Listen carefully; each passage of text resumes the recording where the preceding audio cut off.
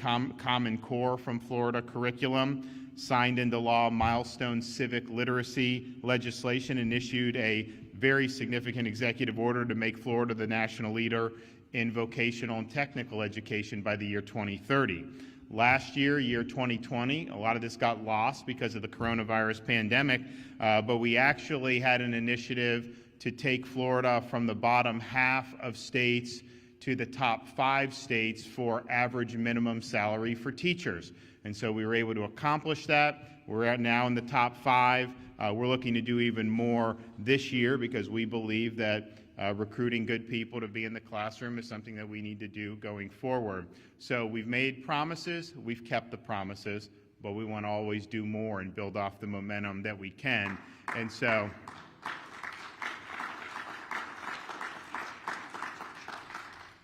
today I'm happy to announce a new initiative to support our efforts in civics literacy and civics education. So we're releasing a $106 million proposal to make Florida the national leader in civics education. Now I'm urging the legislature to take up this proposal during the current legislative session using the Elementary and Secondary School Emergency Relief Fund, which is called ESSER, that was provided to the state last year through the CARES Act and subsequent additional federal appropriations. So the money's there. We need to figure out the best way to use it. This initiative places an emphasis on the development and support of high-quality civics education and rewards classroom teachers who take part in it.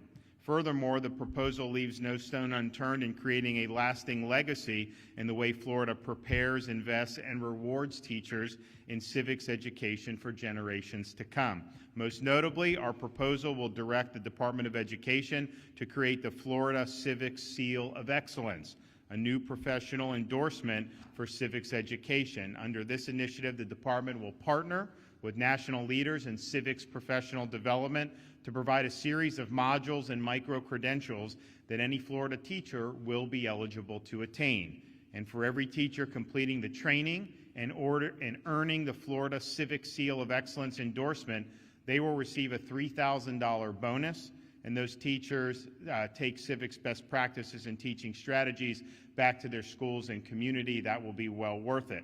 So now more than ever, it's essential that we place an emphasis on civics education in our schools.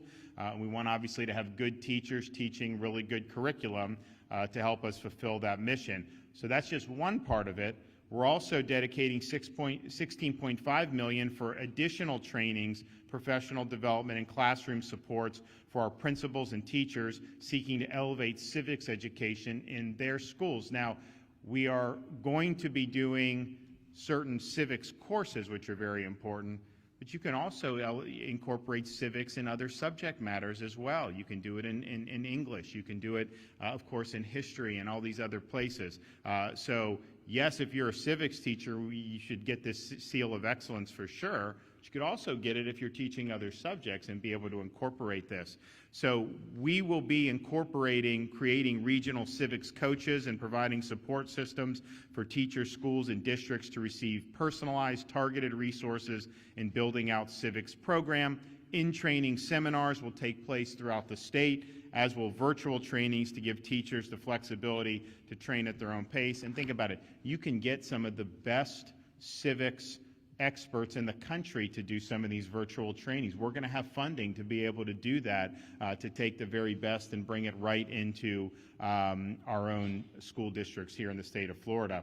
So we also know how important our principals are in supporting and engaging teachers, which is why we are providing specific professional development for principals to implement civics initiatives with teachers in their school. In addition to classroom-specific programs, these supports will also enhance the Florida Civics and Debate Initiative that I created in January of last year. Through our initiative, the number of debate clubs in Florida has nearly doubled, and this proposal will continue to engage Florida teachers and students in civics programs both inside and outside of the classroom.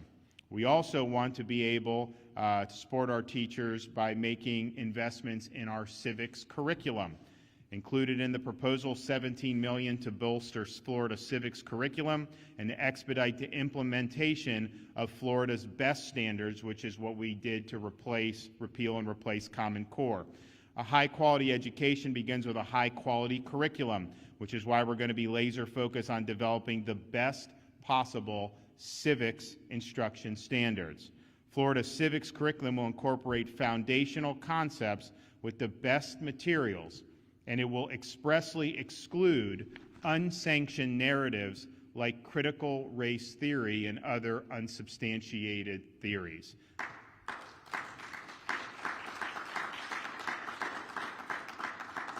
Let me be clear, there's no room in our classrooms for things like critical race theory. Teaching kids to hate their country and to hate each other is not worth 1 red cent of taxpayer money.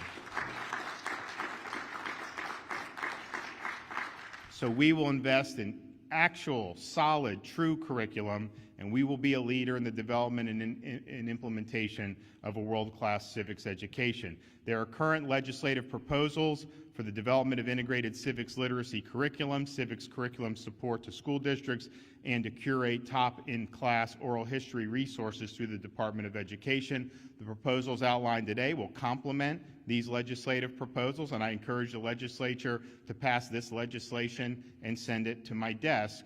Through this plan, we will preserve, elevate, and expand access to civics education for the children of today and the classrooms of tomorrow.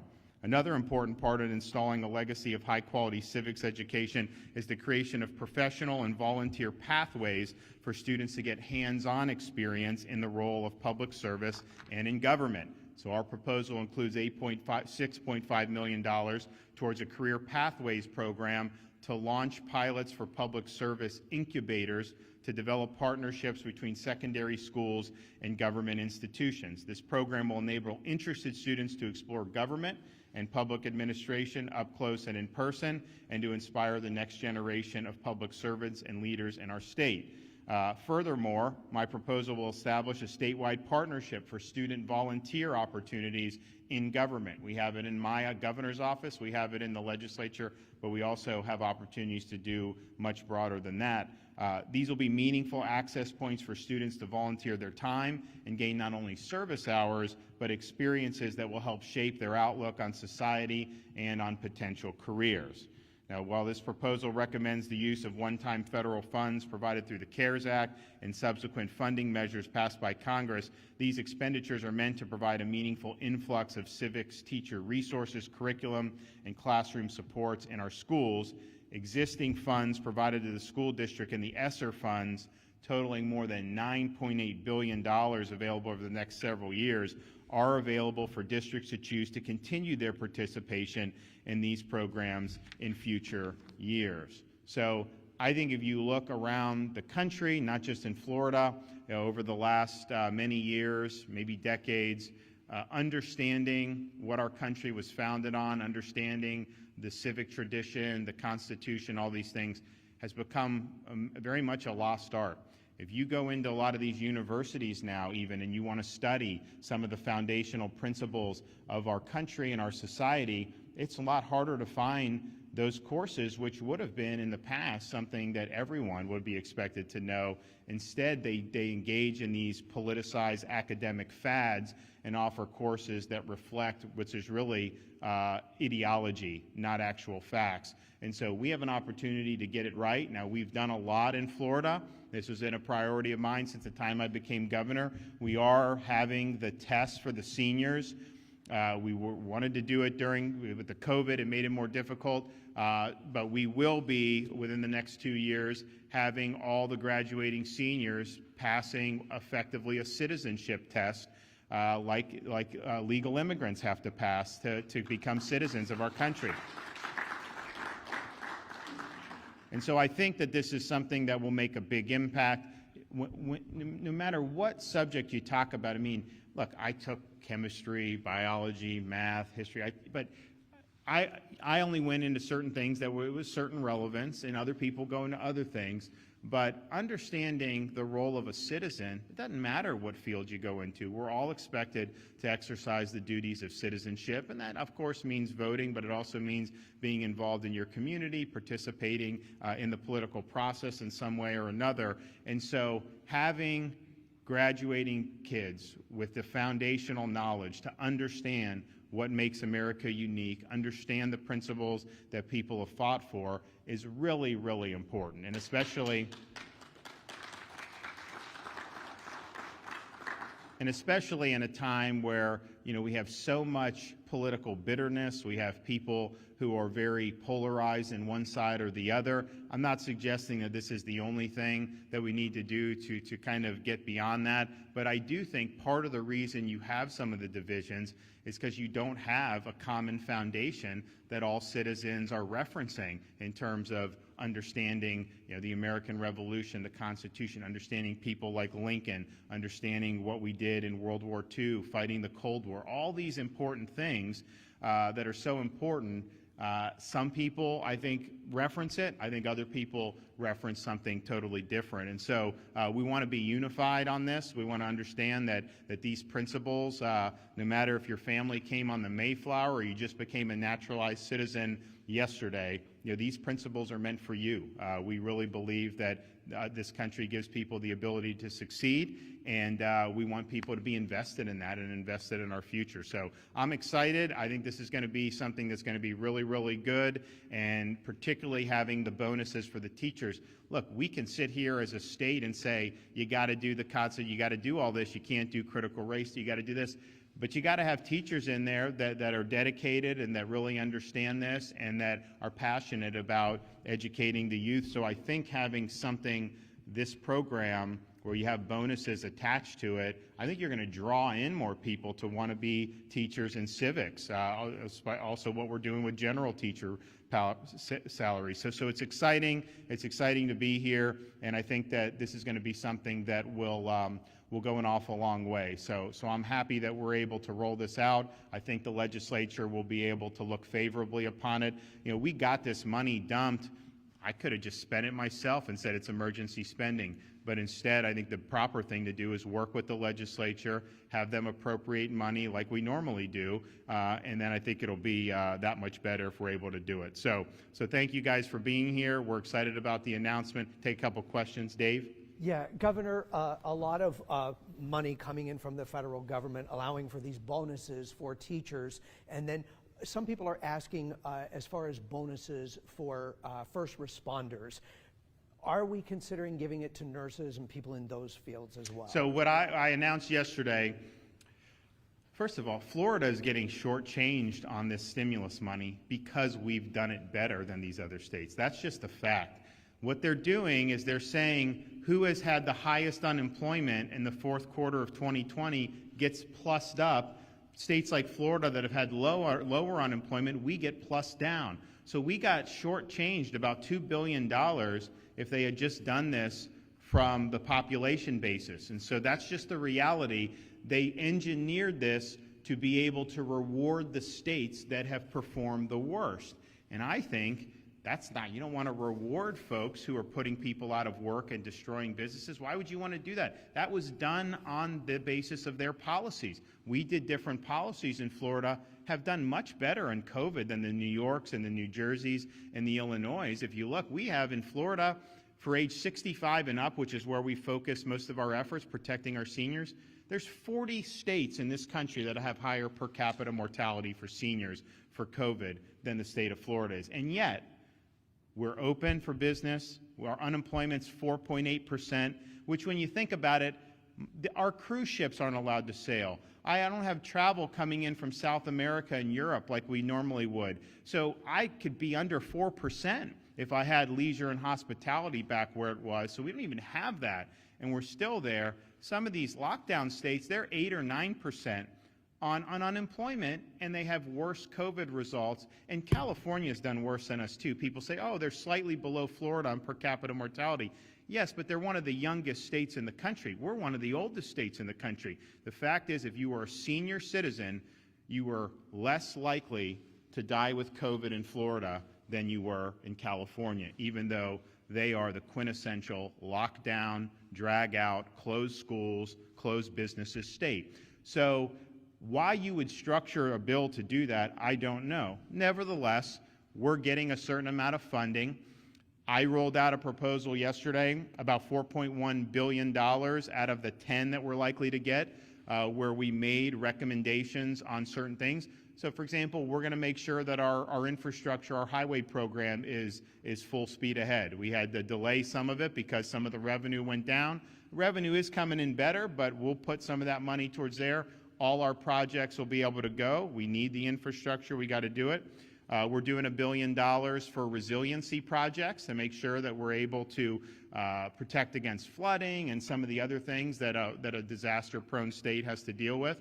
We're also going to do $1 billion for emergency response fund. So right now, if there would be a hurricane this summer here, hopefully there won't be, knock on wood, when we respond, we would put out money. We'd eventually get reimbursed part of it by FEMA, but that just comes out of our general revenue. So we believe having a separate emergency fund, you can pay out of that, get the reimbursements back into that. You never have to touch general revenue ever again. So we think it makes a lot of sense, but we are proposing a $1,000 bonus for all EMTs, sworn police officers, law enforcement, and firefighters, because they've had to do a lot over the past year. They have not been getting necessarily any increased pay.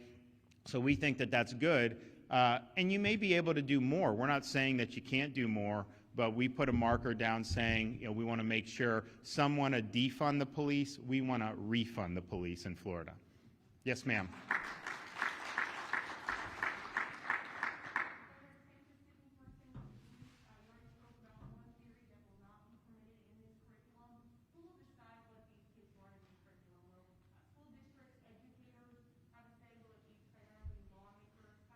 So I think you're going to see, I know there's some concern in the legislature about some of these theories that are just not grounded in fact.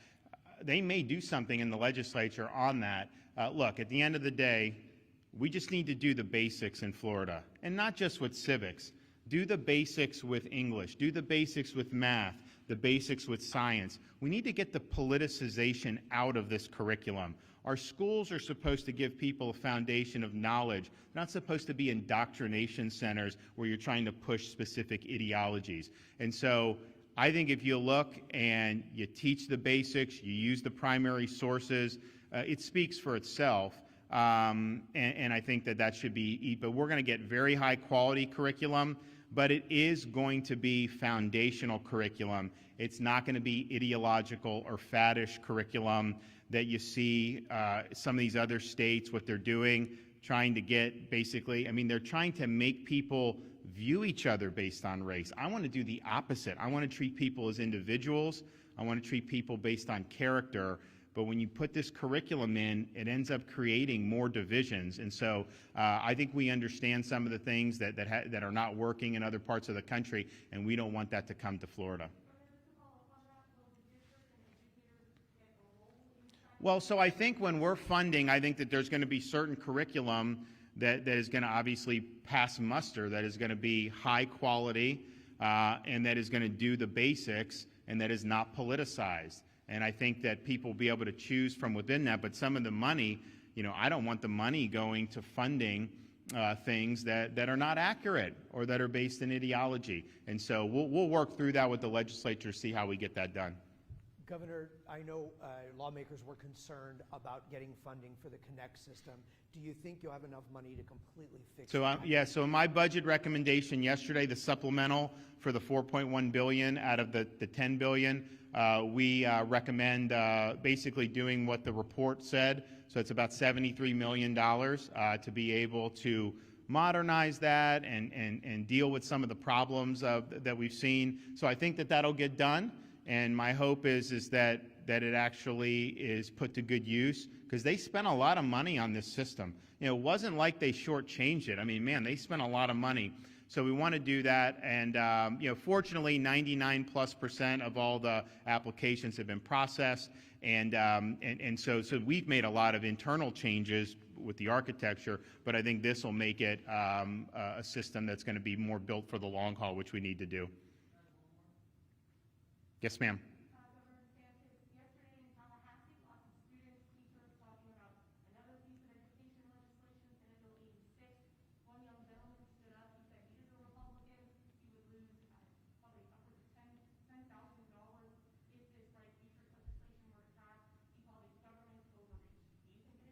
So I'm not exactly sure the details on it, but I've made very clear, I think Bright Futures is something that Florida families have relied upon. It's something that I support. I fully funded it in my budget, and we hope that the legislature follows suit with that as well. Okay, well, thanks so much. We appreciate it.